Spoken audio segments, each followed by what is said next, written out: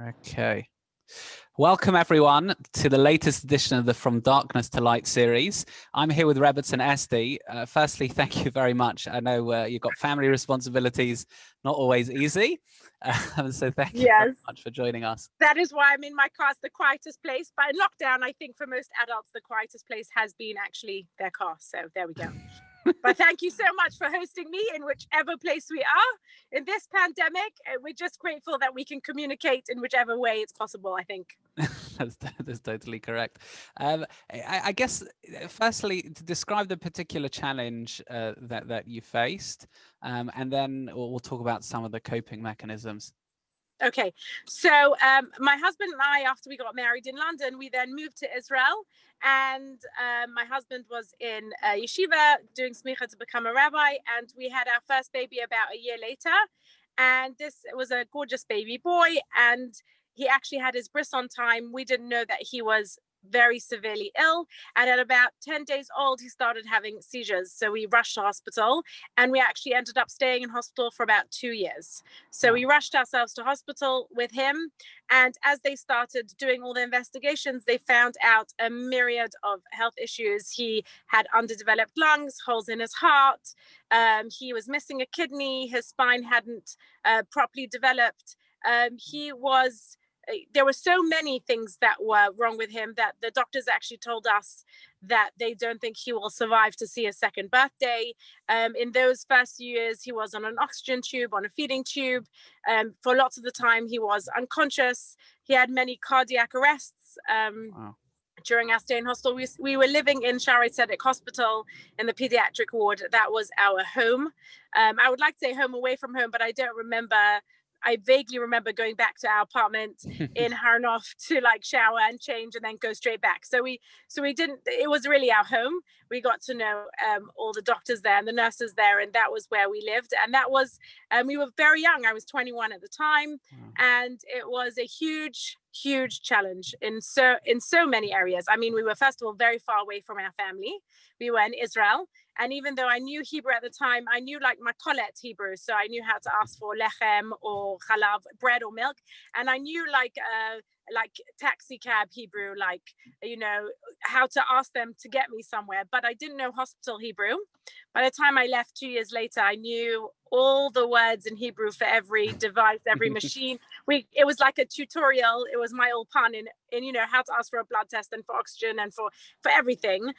So first of all, there was a language problem. So it was hard to communicate with the doctors. Our family was far away, even though all Jewish people are really family, and actually our friends and neighbors and people who we didn't even know really looked after us. But that's still different than having your own parents next to you. And also, we were very young. This was our second and third year of marriage we spent in the hospital together. Wow. So that's not a young couple's usual experience of their second and third year of marriage. Just about to say. Yeah, and so there were so many things, and then of course watching your own child suffer, and he was suffering a lot. They had to do a lot of different, not only tests on him but operations, and there was a lot of suffering that you watch this very, very small baby go through. And you as a parent, you know, if you see your child have a nosebleed, or you're worried about them, or you see them fall and bang their head. But this was like 1,000 times worse, because, you know, they were just trying their hardest to help keep him alive, and while doing so, he had to suffer a lot. So there were many different things that were going on that were incredibly challenging. Wow. I can't even begin to imagine. You're 21, you're newly married, more or less. Yes. Anyway, by the way, a first pregnancy as well is yeah. I'm a man, I can't really say this, but a new experience, so to speak. Totally. You know, and it's a test and this and that. It must have been totally, oh goodness, yes. beyond a normal kind of expectation. I mean, how did you cope with that for the 2 years? You know, and then we'll talk about subsequently as well. But yes. What did he do?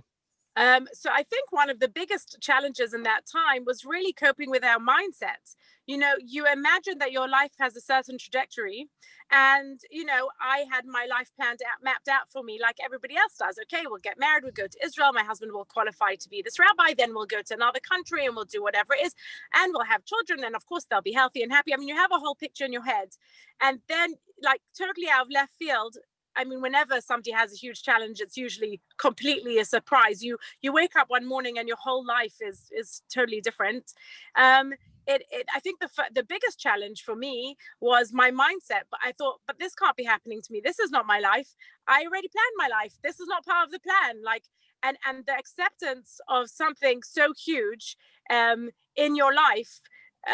You have to go through. There was months and months of me waking up saying, when I wake up tomorrow morning, my life will be normal again. You kind of wait for everything to go back to the way it was. Like, everything has traveled a certain path in my life up till now. And then what was hard, I saw other young couples who also had their first babies, all our friends, and their life was like carrying on as normal. They took their babies home from the hospital, and then they would go to the park with their babies. They would discuss like normal stages of development. My son wasn't, our son wasn't developing at all. He was barely alive. So I was very lucky. I think we were very lucky that we were in Israel, because even though we were far away from family, we were very, very close to our rabbis and mentors, our teachers. And they gave us a lot of time because we were in a huge challenge. I remember speaking to Rebbetzin Heller almost weekly, and Rabbi Kellerman and Rabbi Berkovitz. I mean, if I would give you a list of 5 or 6 very famous, well-known people who were our rabbis and teachers and mentors at the time, who we would call all the time, and they would make the time for us. And I feel like, even though we had a lot of physical support, people used to bring us food to the hospital, which was great. And amazing people used to come to the hospital to sit with the baby so that we could go home and have a shower, whatever it was. So we had a lot of physical support, which is amazing in every Jewish community around the world. I think that the first thing people say when they're in crisis is, wow, the community just totally held us. And the community really did. But I would say, in terms of our mindset, spiritually, psychologically, mentally, I had a lot of questions about God and about life journeys, and about, big questions like, why would God bring a child into the world who needs to suffer? What's the meaning of this? How can I take meaning from this? Why do bad things happen to good people became a very real question in my life at the age of 21. and not just because I saw myself as like a person who was trying to be a good person, but that my son also was like just a person. Why would bad things happen to also? So there was a lot of huge questions that I needed speaking out with. And I feel that we were so lucky that we had so many people who were willing to make time for us. And these were people who are masters, like spiritual gurus, if you like. And they really had answers for me. And I feel sometimes when people are stuck in crisis, they weren't as lucky as us. They don't have spiritual gurus to reach out to say, please help us understand this so that we can make peace with this, so that we can accept this, so that we can not only accept this, but help this be a part of our growth rather than a part of our, downfall, or a part of our depression, and I feel that was that was huge for us, definitely. Amazing. I guess it's also one thing knowing answers and being given approaches intellectually. It must be another thing then, kind of like making peace with that, and then, as you said, allowing it to be part of your growth. Intellect and emotion don't always match up in that way, right?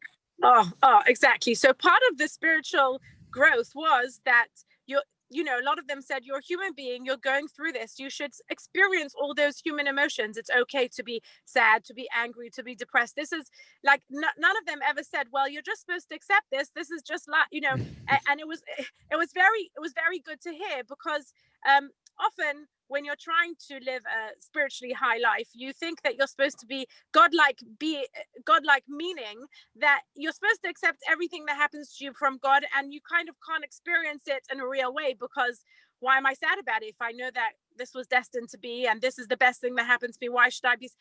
And all of them said, no, this is a process.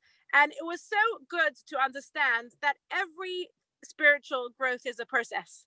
It never just happens. It is a process of understanding, and then thinking about it, and then feeling it a bit more, and then you drop again. It's a process that looks a little bit like up and down. There's not like a straight line, or it's not like growth isn't like a straight trajectory all the way up, but there's a lot of ups and downs and that's the way it's supposed to look. And when you give yourself that space, you can say, okay, today I'm feeling down, but tomorrow I feel inspired that this is just, we're in God's hands completely, and therefore you could feel the ups because you were also allowed to feel the downs, I think. Yeah. Amazing. Wow, that's very, very inspiring. That must have been, if you take the story a little bit forward, what did that do in terms of, I guess, marriage? Not that, again, we would wish challenges, that early, or truth, actually, any time in marriage. And also, I guess, family, because, you've had kids subsequently, thank God. Yes. And they're, they've now got a different relationship in terms of their older brother. What did this do in terms of your approach and that whole challenge for your family unit? So one of the things that Rabbi Yitzhak Berkovitz, our teacher at the time, told us, our rabbi at the time told us, was that he didn't know why this child specifically had to come down into the world and go through this. But then he said to us, but all your children will be different because of this. You will see that your children will be special because of this. And at the time, I was like, are you joking? I'm never having another child ever again. I remember leaving his apartment with my husband. And I was like, why is he speaking about other children? Like, as you mentioned, Danielle is our first child. Like, just the idea of like this, and having a first child in this way is so traumatic that you think, is every child, just like has to destroy you, like literally in order to build you? Is this like every experience you have as a parent? Because this is not fun. I don't know if I'm doing this again. And I remember not appreciating at the time, but now Daniel, our older son, he's 17 years old, and he still can't walk, he still can't talk, he still can't feed himself, he still needs 24-hour care. And we have lots of other children younger than him. And I would say that, a lot of us talk about that we live in an entitled generation, that we all feel entitled, and not only our children, also us. Like, we feel everything is coming to us, everything, and therefore not grateful for everything that we have. And even the most simple thing, like being able to walk and talk and feed yourself. And I feel like my children have this like innate gratitude for everything that they have. It's like they were born on a totally different level to me because they have a brother in the house who can't do anything. So they're so grateful that they can ride their bike, they can play a game of football, they can go to school, they can talk to their friends. They feel so blessed in their life. That's they amazing. feel loved by Hashem for being given so much, when really they're given what all regular children are given, which is like a big, noisy, messy house. And lots of things that go right for them, but lots of things that go wrong, and the usual trials and tribulations of just being a child, and like, sibling rivalry and friends and whatever. But underneath it all, I feel like I will never have to teach them to be grateful for their life, that just having the life that they have, they're being so gifted, and they say thank you a lot for things that I think other children don't say thank you for. And I think that is an outcome of just living with somebody who isn't as blessed as you, and seeing, it's like a post-it note that's up in your house every single day that says, you have everything, you are so blessed. And another thing that I think, they all love their brother. And I have so many stories that I could tell you of when they taught me something. Like when Danielle was about 5 and my next son, Yudari, was about 2.5, I had a friend come over with another boy who was 2.5, who was friends with Yudari, and they came as a play date. And this boy, and Danielle at the time was lying on the floor, and he was vocalizing, making noises. He can't speak, but he makes these noises. And this other 2.5-year-old boy was, I think, a bit scared of him, even though he wasn't doing anything. He was just like sitting on the floor, but he was making these noises, and it was strange. So this 2.5-year-old boy goes up to Danielle and hits him on the head and says, I don't like him. Okay, so the mother's in the room and I'm in the room, and this mother's so embarrassed. She's got nothing to be embarrassed of. Your son is 2.5. He's just doing it. And I don't know what to do, because I'm like, what should I do now?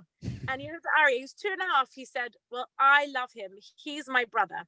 And he puts his arm around him.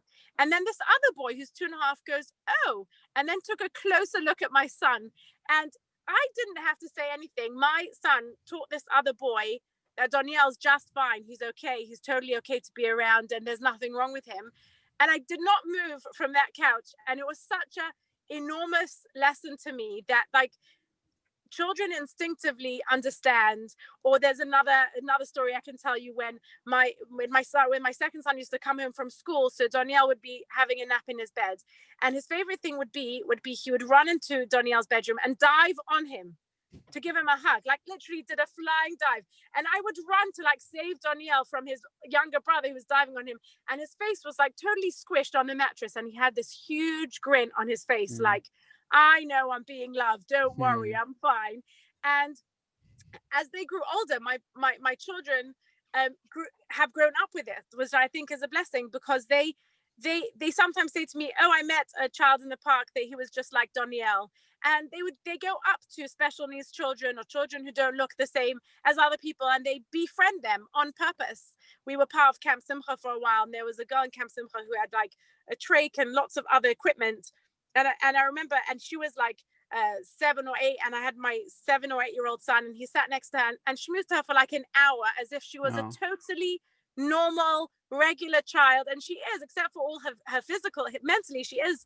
And it wasn't phasing, and it wasn't embarrassing, and they're not awkward. So it's like this gift that keeps giving. It's like a gift. I don't even have to, my children just know so much more than other children. They just realize so much more, and I don't have to teach it. They just live it. And when you live it, it becomes part of who you are in such a natural, beautiful way that you don't even realize how unique you are. Like my children don't know that other children would never do what they do. They don't know that because this is who they are. And I think that will stand them in good stead for the rest of their life. This is just something that gives them, a leg up. Right. Amazing. I can just see that we're coming towards the end, but again, thanks for the time. I guess in a nutshell, like a kind of a 30-second, message for anyone else who is or has gone or will go through struggles, a little bit of advice for those people watching whose life may not be plain sailing. Find yourself a spiritual guru. It's not a joke. It's very, very important to have also the physical care of the community around you. That's also very important because that's technical success. So you have food to eat and you have but a lot is going on in your mind. You live 70 or 80% of your life in your mind. It's what you think about what's happening. It's what you're narrating in your head all the time about what's going on around you. And you can either feel blessed or cursed depending on what you think about what is happening. So let's say if somebody loses their job, they can either see this as like a great opportunity to find, new strengths in themselves, or they can just feel so depressed and upset that they cannot lift themselves out of it. And it's all about the way you're speaking in your head. And at 21, for sure, I didn't have any of the wisdom that I needed to deal with what we were dealing with. And whenever I spoke to somebody who was this like spiritual master, who had thought about ideas and concepts their whole life, they were 30 years ahead of me. Whenever I spoke to them, they always had something wise and insightful to say about what I was thinking and therefore feeling, because every feeling is preceded by a thought. And therefore, if you want to stop feeling a certain way, you have to change the way you're thinking about it. But sometimes we just don't know how to think about it. Sorry. Don't worry. Sorry. Sometimes we just don't know how to think about a certain situation. And we need to be taught that. And that's not taught to you in high school, and it's not taught to you regularly. It's like a special kind of teaching. And I would recommend that you find somebody who can help you think about it in a way that will be something that can build you. That's what would be my recommendation. Amazing. Thanks so much. We appreciate it. You can go back into the house now. Yes, I'm going to go back into the house. It's freezing in the car. Okay. Thank you. So appreciate it. Thank you. All the best. Bye-bye.